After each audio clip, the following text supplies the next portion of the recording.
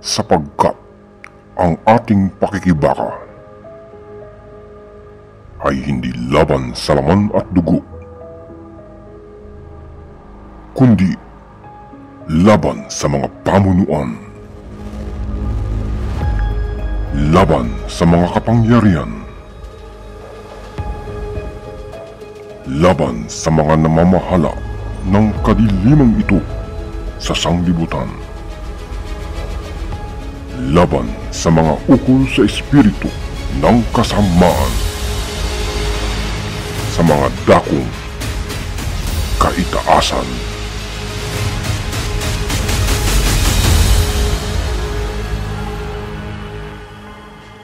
Dahil dito, magsikuha kayo ng buong kagayahan ng Diyos upang kayo'y makatagal sa araw na masama. At kung magawa ang lahat ay magsitibay. Magsitibay nga kayo na ang inyong mga baywang ay may bigkis na katotohanan na may sakbat na baluti ng katuwiran.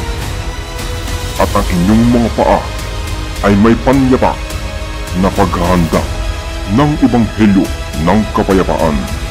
Bukod dito ay taglayin ninyo ang kalasag ng pananampalataya na siyang ipapatay ninyo sa lahat ng nangagniningas na suligi ng masama. At magsikuha rin naman kayo ng turbante ng kaligtasan at ng tabak ng Espiritu na siyang salita ng Diyos.